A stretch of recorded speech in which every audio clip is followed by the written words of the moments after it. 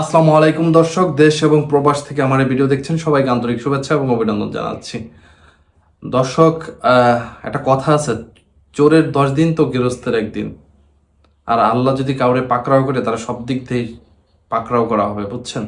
তো সেরকম একটা ঘটনা, আওয়ামী লীগের সাবেক বিদ্যুৎ প্রতিমন্ত্রী, তার বিরুদ্ধে দুদক কর্তৃক একটা রিট করা হয়েছিল যে তার সকল সম্পত্তি বাজেয়াপ্ত করার জন্য, এবং সেটা আজকে বাজেয়াপ্ত হয়েছে।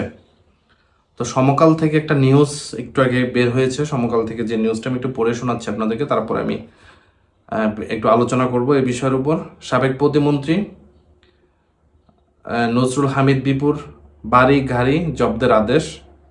সাবেক বিদ্যুৎ ও জ্বালানি খনিজ প্রতিমন্ত্রী নাসরুল হামিদ বিপুর ঢাকায় একটি ফ্ল্যাট, 3টি অ্যাপার্টমেন্ট ও 3টি গাড়ি জব্দের আদেশ দিয়েছে আদালত। আজ রোববার মহানগর সিনিয়র স্পেশাল জজ জাকির হোসেন গালিবের আদালত এই আদেশ দেন। তার সঙ্গে 70টি ব্যাংকের হিসাব অবরুদ্ধ করার আদেশ দেন বিচারক।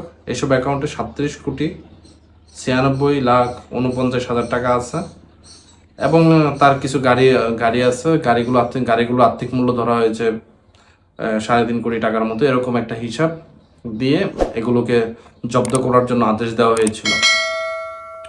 তো দর্শক দেখুন, 15 বছর ক্ষমতায় থাকার সময় বা একটা লম্বা সময় যখন আওয়ামী লীগ সরকার ক্ষমতায় ছিল, দুর্নীতির পাহাড় পরিমাণ সম্পদ করছে। মনে করেন কেউ যদি আওয়ামী লীগের কোনো এমপি বা মন্ত্রী যদি 100 ভাগ সম্পত্তি করে, তার 0.5% হলো বাংলাদেশে আছে তার, আর বাকি 99.50% হলো বিদেশে তাদের।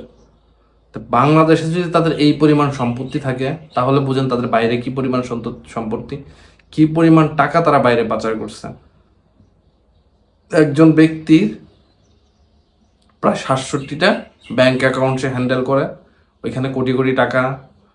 শুধু সুযোগের অপেক্ষা ছিলেন তারা, বুঝছেন? তারা শুধু সুযোগের অপেক্ষা। কিছু কিছু লোকজন তো মানে ধরা পড়ছে, তারা তো এইভাবে আছে, আর কিছু কিছু লোকজন তো বাইরে চলে গেছে, তারা ইসের বাইরে,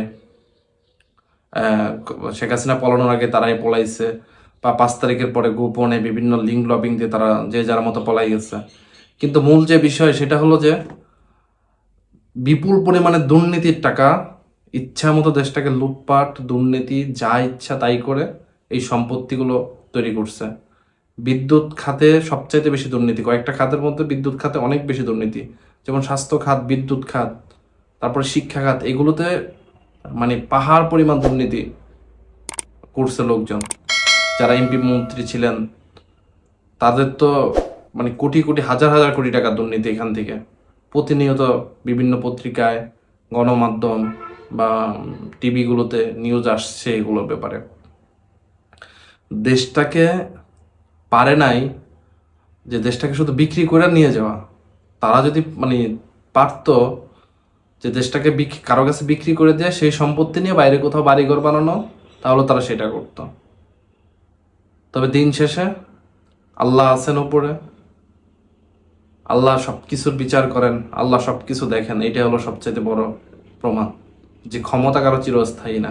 সর্বশক্তিমান একজন আছেন উপরে, তিনি আল্লাহ। তিনি হলো যে সবচেয়ে বড় ক্ষমতাধর, তার উপরে কেউ ক্ষমতাধর না। আপনি ক্ষমতা করে আজকে লুটপাট করতেছেন, করতেছেন, কিন্তু কিসের জীবন যাপন করতেছেন? না আছে কোনো সম্মান, না আছে কোনো কিছু।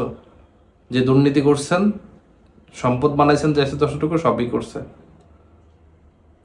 তো দর্শক, সরকার এই ধরনের পদক্ষেপ নিতেছে। আমি সরকারের কাছে অনুরোধ করব যে যতগুলো বেআইনি বা দুর্নীতিগত সম্পদ আছে দেশের মধ্যে, সবগুলোকে জব্দ করা হোক, সবগুলো সরকারি খাতায় নেওয়া হোক।